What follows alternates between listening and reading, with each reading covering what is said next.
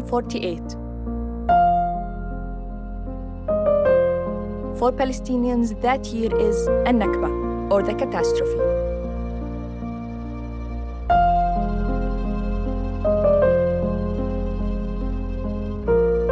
When hundreds of thousands were forced out of their homes.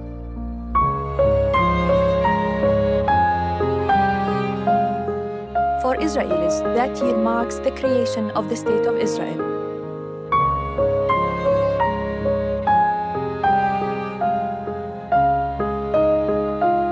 As a filmmaker and as a Palestinian, this documentary series was my way to understand the events of the past that are still shaping the present.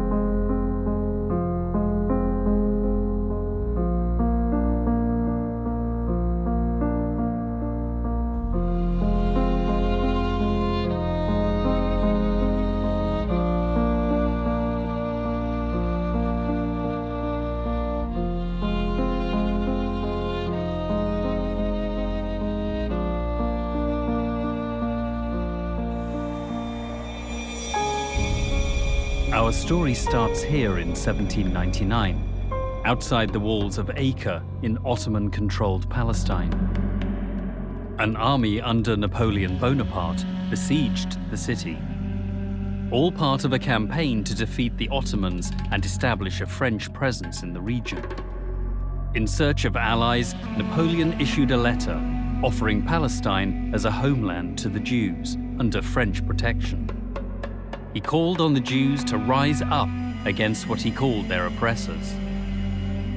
Napoleon's appeal was widely publicized, but he was ultimately defeated. In Acre today, the only memory of him is a statue atop a hill overlooking the city. Yet Napoleon's project for a Jewish homeland in the region under a colonial protectorate did not die. 40 years later, the plan was revived by the British, this time as a means of thwarting the rising power of Egyptian governor Muhammad Ali. In 1840, British Foreign Secretary Lord Palmerston wrote to his ambassador in Constantinople, urging him to convince the Sultan and his entourage to open Palestine for the immigration of Jews. At that time, there were estimated to be no more than 3,000 Jews in Ottoman-controlled Palestine. Over the years, Jewish immigration to Palestine increased, helped on by wealthy benefactors. One of these was the French aristocrat Baron Edmond de Rothschild. He began visiting Palestine in the 1880s and became one of the Jewish community's leading sponsors. He spent over 14 million French francs to establish 30 Jewish settlements. The most important was Rishon LeZion, founded in 1882. Today, the remains of Baron de Rothschild lie in a mausoleum in northern Israel. It's a popular site for Israeli schoolchildren learning about the wealthy patron who bankrolled Jewish settlement building in Palestine over 100 years ago. In 1885, the term Zionism was first coined by Austrian writer Nathan Birnbaum. It's derived from the word Zion, one of the biblical names for Jerusalem. Zionism came to mean the establishment of a Jewish homeland in Palestine, but not all Jews supported this. طبعا كان في طائفة يهودية في البلاد تحت الحكم العثماني، بس هذا ما كانوا صهاينة، هم كانوا يهود محليين. أما اليهود اللي أجوا من أوروبا، خصوصاً من شرق أوروبا هذيك الوقت في أواخر القرن ال19، كان بدهم يبنوا صهيوني يهودي جديد. In 1896, Theodor Herzl, an Austro-Hungarian journalist, wrote a book called The Jewish State. It is considered one of the most important texts of early Zionism. Herzl envisioned the founding of a future independent Jewish state during the 20th century. His colleague Max Nordau sent 2 rabbis to Palestine to investigate the prospects for a Jewish state there. Their report concluded, "The bride is beautiful, but she is married to another man." The rabbis understood that Palestine's spouse was the Palestinian society rooted in its soil.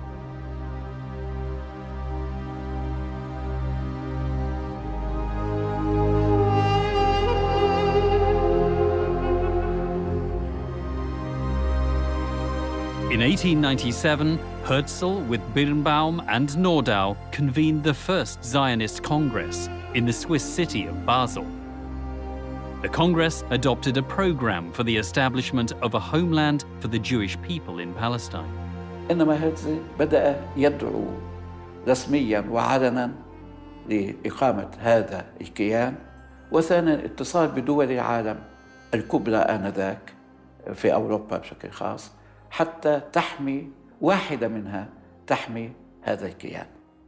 فهرتزل هو أبو الدولة الصهيونية ما في شك، لكنه ليس مبدع الفكر الصهيوني. هو ما عقد مؤتمر لهذه الدول معاً واتفقت الدول على دعمه. هو كان يثير التنافس بين دولة وأخرى، كان يكذب على دولة أنه أنا سأكون معكم إذا أسستم دولة إسرائيل ضد الدول الأخرى، أنا أؤمن مصالحكم على حساب مصالح الدول الأخرى. In 1907, the British government set up a committee to devise a strategy toward the Muslim Arab population of the Ottoman Empire. The committee's report, submitted to British Prime Minister Henry Campbell Bannerman in 1907, recommended establishing a so-called buffer state in Palestine. The report proposed this state be hostile to its neighbours and friendly to Europe. The aim was to divide the region and so assure Britain's continued imperial dominance. بحيث أن هذا الجسم يكون معتمد على الاستعمار الغربي ويعتمد على الأوروبيين. هذا الجسم ضمان بقائه أن يكون ما حوله ضعيفاً. في كمان فكر عند الأوروبيين إنه اليهود مقربين لهم أكثر من العرب، وإذا تكون هون دولة يهودية بيكون أفضل إلهم. In 1907, Chaim Weizmann, a chemist who had emerged as a leader among British Zionists, visited Palestine for the first time. He set out to establish a company in Jaffa to develop the land of Palestine, a practical means to pursue the Zionist dream of building a Jewish state. His venture was supported by Baron de Rothschild. Within 3 years, a major deal was struck. The Jewish National Fund, set up to buy land in Palestine, purchased some 10,000 dunams in the Maj bin Amma region of northern Palestine. The sale to the Jewish National Fund had dire consequences for the thousands of Palestinian farmers living on the land. أكثر من 60,000 فلسطيني في منطقة مرج بن عامر. إذا كانت النكبة تعني ترحيل الإنسان الفلسطيني من أرضه والاستيلاء على أرضه في القوة ضمن هذول المركبين، فحقيقة النكبة بدأت عشرات السنين قبل 48. A more drastic form of colonialism than the average classical European colonialism, in the sense that their purpose was actually not so much only to exploit the locals, but to drive them out. From the very early moment, the Zionist movement targeted Palestine as the place for Jewish independence and statehood. And it was clear that there were Palestinians on the land. The Zionist leaders and common people alike got used to the idea that the only way of making Palestine a Jewish state is by causing the Palestinians to leave.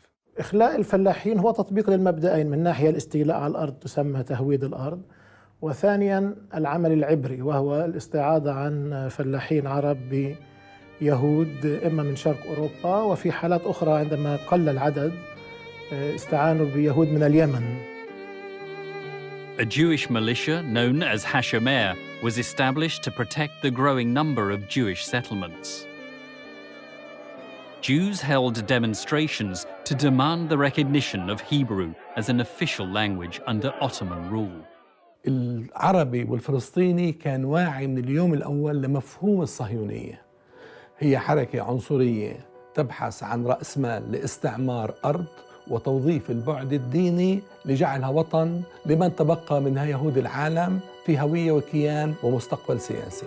هذا الوعي كان واضح جدا عن نجيب عزوري، كان واضح جدا عن نجيب نصار. In 1908, Najib Nassar, a Palestinian pharmacist, began publishing a newspaper called Al-Carmel.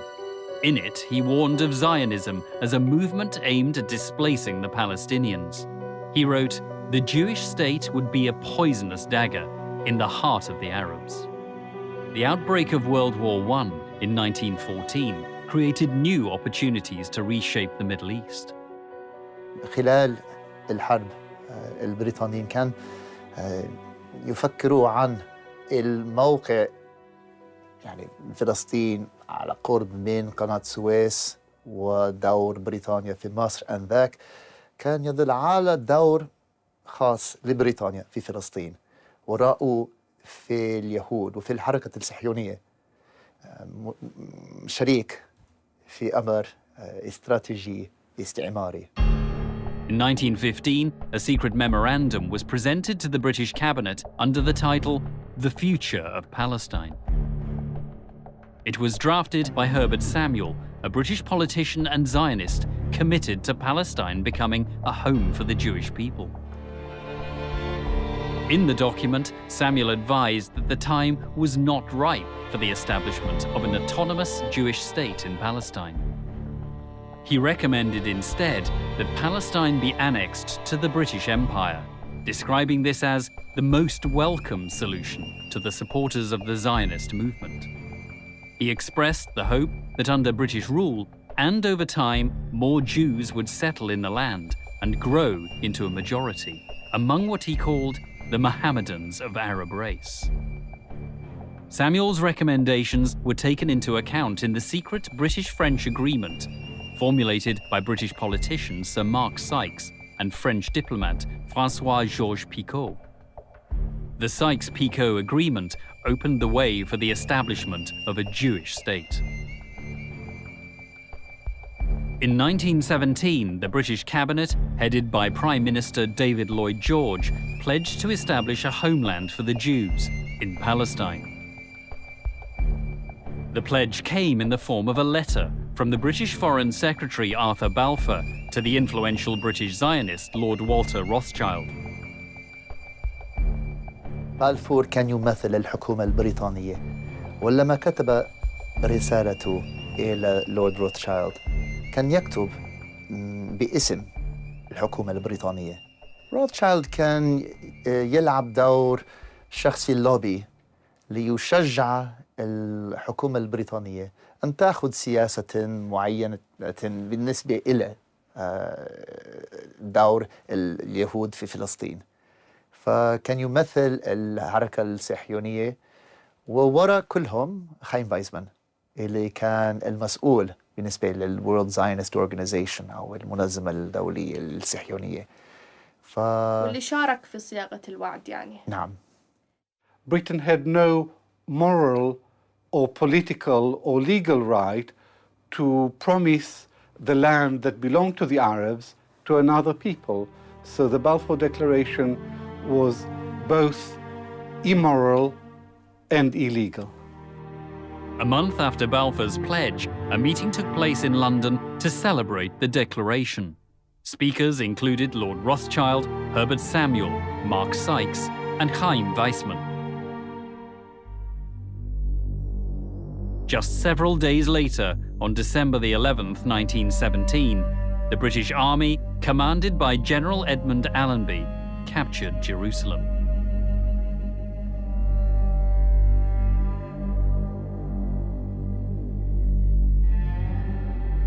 Entering the Holy City alongside Allenby was a Jewish military unit, established under British auspices.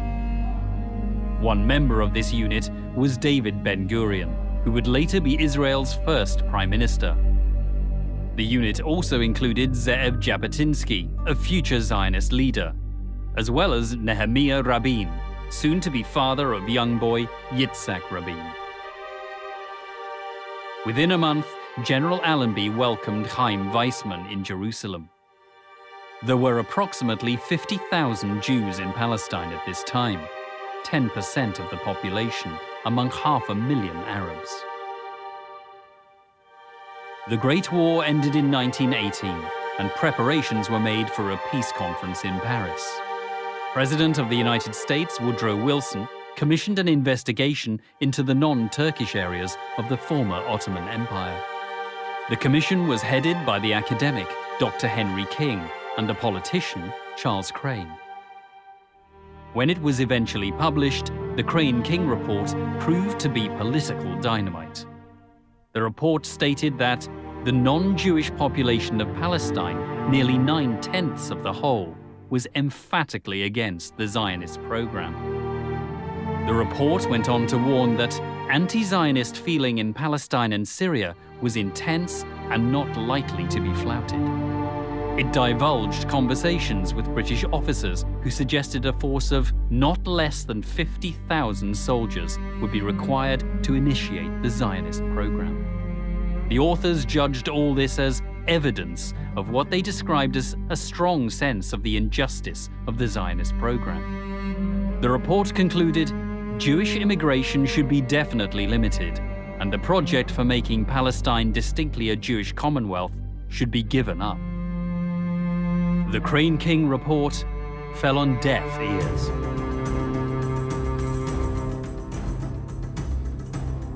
At the Paris Peace Conference in 1919, Britain was represented by Prime Minister David Lloyd George and Arthur Balfour. A delegation from the Zionist organization attended, headed by Chaim Weizmann. They presented a map, seen here, proposing the area to be allocated for a Jewish homeland. The map included both Palestine and the east bank of the Jordan River, as well as parts of what are today southern Lebanon and Syria. Parallel to the conference, the leader of the Arab delegation, Prince Faisal bin Hussein, signed with the Zionist delegation's leader what became known as the Faisal-Weizmann Agreement.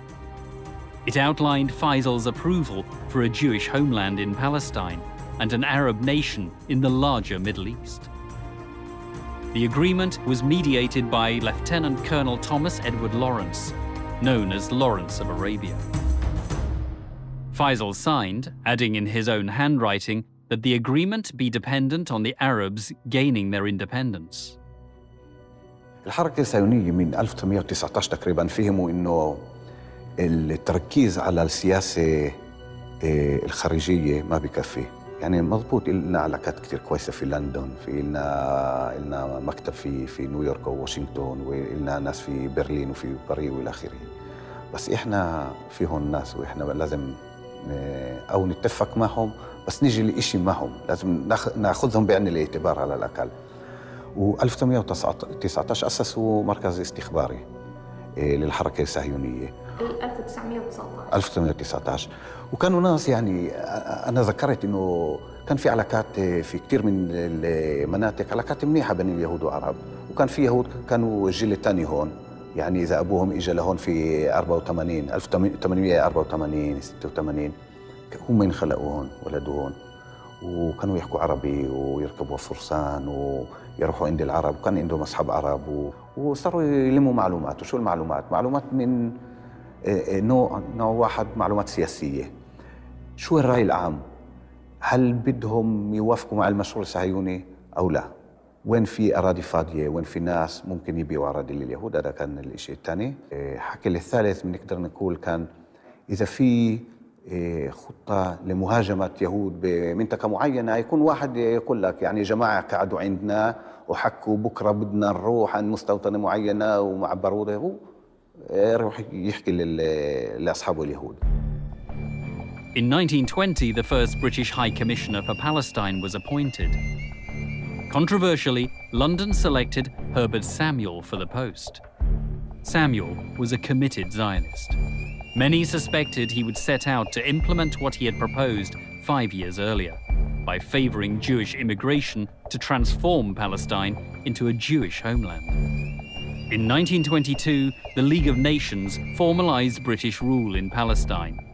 The second clause of the British Mandate document, approved by the League of Nations, stipulated, "The British Mandatory shall be responsible for placing the country under political, administrative and economic conditions that will secure the establishment of the Jewish national home."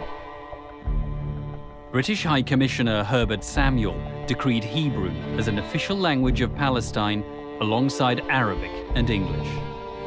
The letters E and Y were added to the word Palestine in Hebrew as an abbreviation of the words Eretz Yisrael, meaning land of Israel.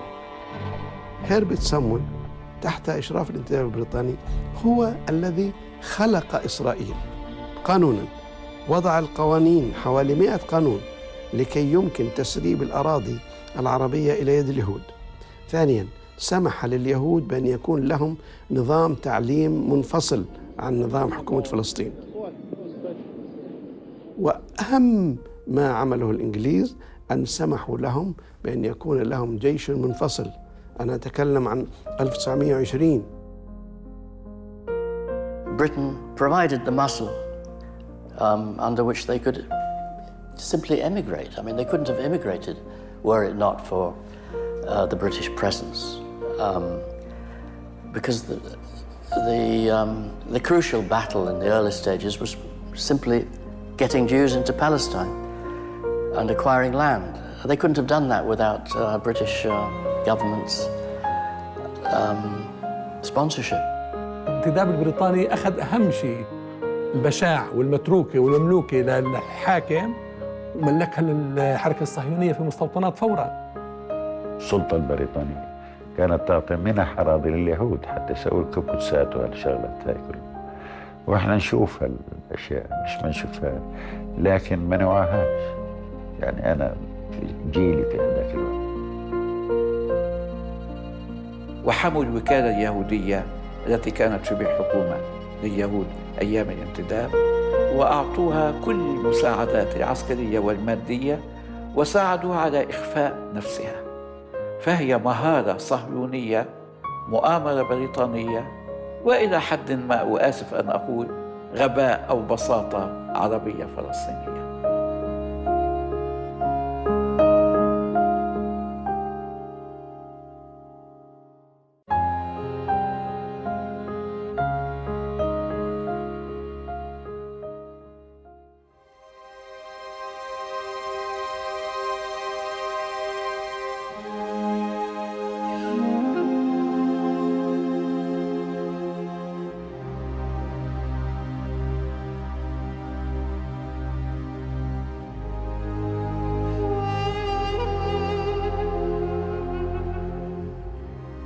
Palestinians viewed the British Mandatory Authority and British troops on the ground as siding with the Jews. More and more Palestinian farmers, expelled from farmlands, began to join newly formed revolutionary groups. In 1921, Palestinians organized large demonstrations against Jewish immigration.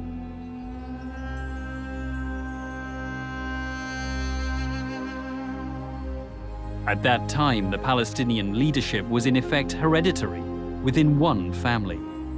The Grand Mufti of Jerusalem, Amin al-Husseini, inherited his position at the age of 25, following the death of his brother, who had in turn succeeded their father. The leadership sent successive delegations to London to discuss the Palestinian question.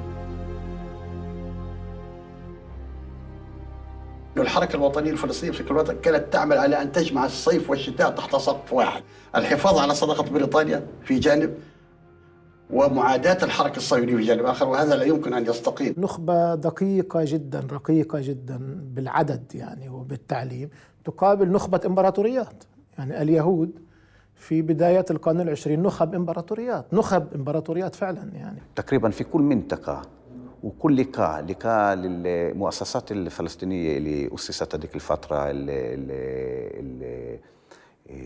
مثلا اللجنة المسيحية المسلمية وكل المؤسسات والمجلس الإسلامي الأعلى والهيئة الإسلامية، كل المؤسسات بعد كم من ساعة من الجلسة كان في تقرير لليهود هيك وهيك حكوا هذا رأيه هيك وهذا ممكن تشتغلوا معه، هذا عدو إلكم وهذا ممكن تشتروه بالمال وإلى آخره، والتقارير يعني موجودة بالأرشيف الصهيوني.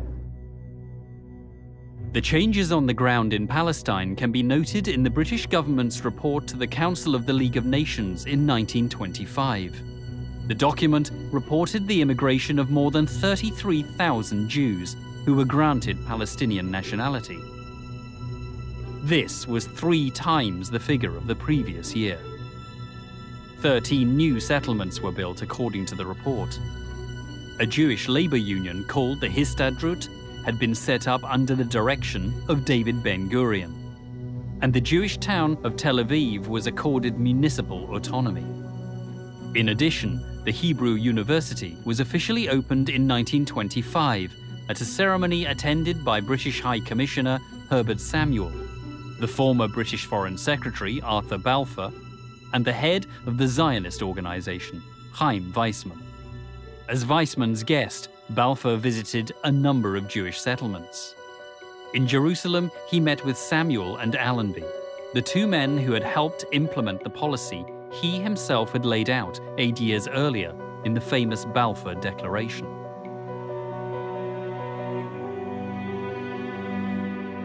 The Palestinians went on strike to protest against Balfour's visit.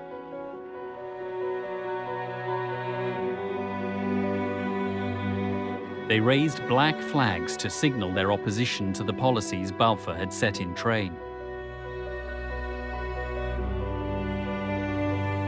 The Palestinians were in somber mood.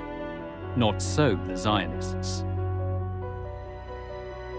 الصورة المشهورة بتلاقي سيدة من الخليل حاطة 3 حجابات، سيدة في القدس حاطة حجاب واحد معظم وجهها مبين تحت الحجاب، والوطنية المسيحية فيش حجاب، وماشيين مع بعض وراحوا على بيت المندوب السامي واحتجوا واعترضوا.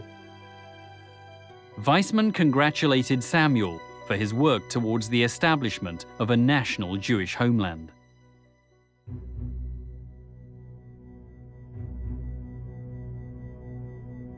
The Zionist movement was active in its propaganda. This film, in French, showed the map of Palestine with areas highlighted as land the Zionists claimed to have acquired as of 1925.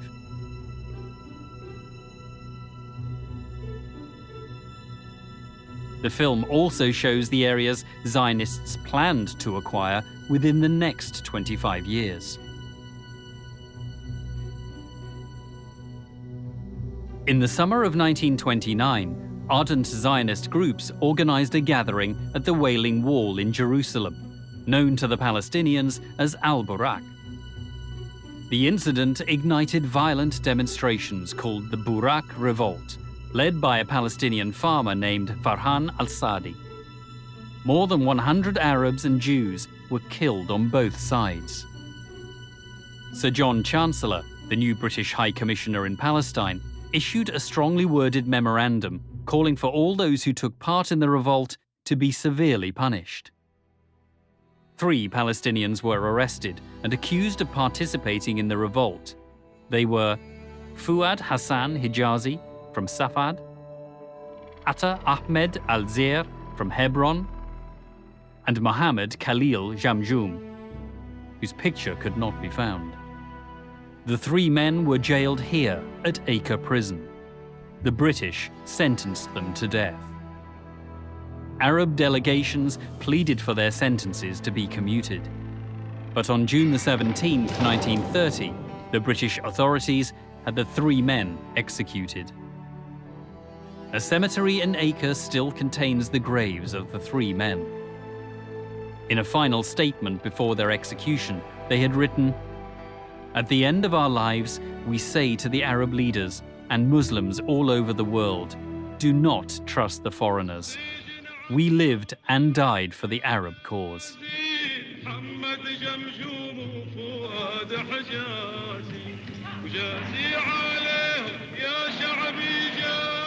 Such sentiments of anti-colonialism and pan-Arabism would become increasingly common in subsequent decades.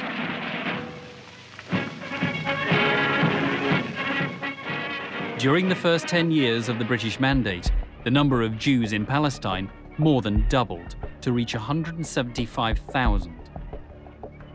Zionists all over the world were proud of their achievement. I am here today to ask you, my fellow Zionists, which attitude shall we take? Which of the possible attitudes that we face shall be our own? I would say to England, though I am only an American Jew, but an old-time reverencing admirer of Great Britain, I would say to England, if I could, an Arab Palestine is a threat to Great Britain and a menace to the world. A Jewish Palestine is an asset to Great Britain and a blessing to the world.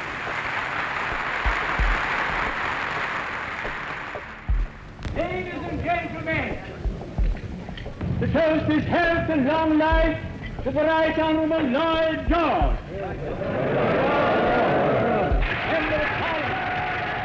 With Chaim Weizmann beside him, former British Prime Minister David Lloyd George reaffirmed his own Zionist credentials. It is, as your chairman has reminded you, it is nearly 16 years since he recruited me to the Zionist movement. Palestine, barren and malarial swamps, have been converted into happy settlements.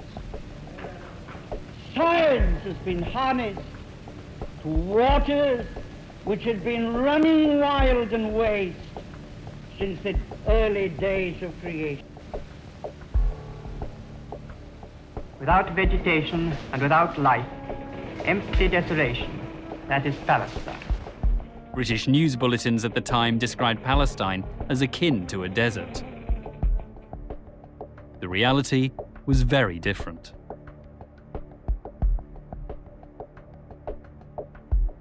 الزرع ومانة الله أمانة الله إنه ما بكيت تعرف تمشي فيه هيك الزرع الخضرة تصير فيها تطلع الصبح تروحي على المكساء تهدى ريحة الخضرة تفحفح نوارها الخيار نوارها الفقوس هالبندورة ها الحبة عيفها في الشي بعد عيفها بتذكرها 100% إم الدنيا بكت عيفها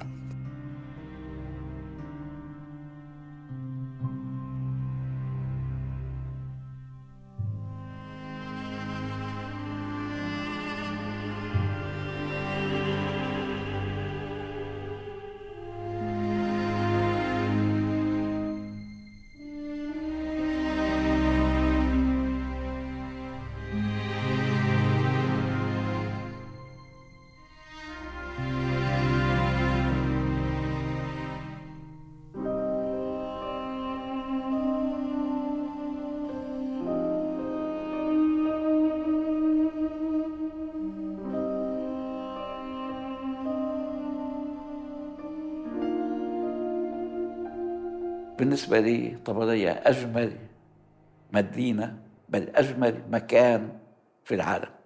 المسيح لم يقم في مدينة طبرية، إنما أقام حول مدينة فيها عمل معظم معجزاته على مياهها مشى. British politicians of the early 20th century had a distorted view of Palestinian society, frequently labeling it as Mohammedan, despite the population including over 100,000 Palestinian Christians. They did not regard them as yet belonging to either an Arab national group in general or to local national groups. The only way they were able to view them was as a religious group of believers. So I think they missed the point, for instance, that Christians and Muslims actually founded a new identity, not a religious one, but a national one. حالة المسيحيين الشرقيين غير موجودة. هنالك مأزق لدى الاستعمار عندما يستخدم التيولوجيا المسيحية في الرؤية المنطقة والشرق الأوسط اللي أدت إلى تبني الصهيونية فيما بعد، مأزق في التعامل مع المسيحية الشرقية. يعني هذه تشكل مش موجودة في عالمه، ولذلك يحاول أنه ينكر وجودها أصلا، يعني لأنه مجرد وجودها بتربك كل الصورة.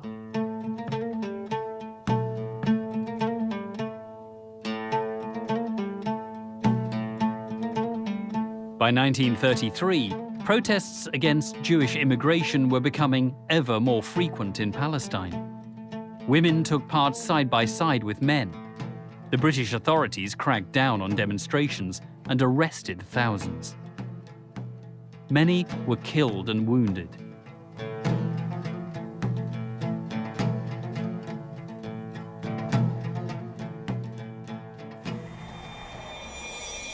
Musa Kazim al-Husseini, the 80-year-old former mayor of Jerusalem, was beaten by British soldiers during a demonstration in Jaffa.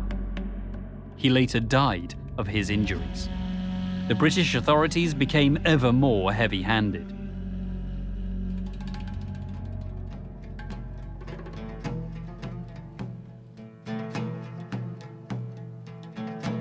This letter was written by a Palestinian policeman condemning the behavior of his British senior officer, John Faraday. A number of other complaints were filed against Faraday. The officer was never charged. 4 years later, Faraday was awarded the King's Police Medal for his valuable services in Palestine. عدم رغبة بريطانيا بمنح المطالب الوطنية للشعب الفلسطيني وعدم رؤيتها للشعب الفلسطيني كمجموعة قومية وطنية ذات حقوق ومعاملتها على أساس إنها طوائف أدى في حين عاملت الوكالة اليهودية على أساس أنها ممثلة لمجموعة قومية. كل هذا مجتمعا أدى إلى تفاقم الوضع والصدام مع بريطانيا. Only still images of the Palestinian demonstrations are available in the archives.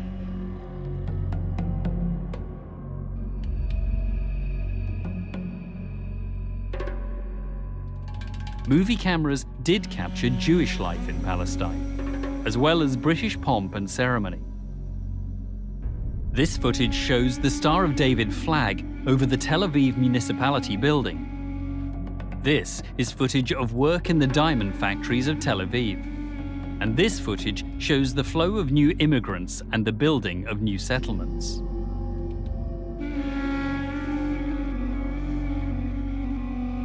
Footage of Palestinian life in the early 20th century proved more difficult to find.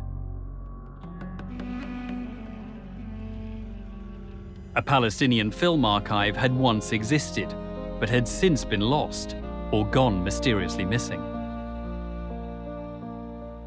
We spent months searching for pictures of Palestinian lives. Eventually, in the vaults of the British Library, we found glimpses of this bygone era.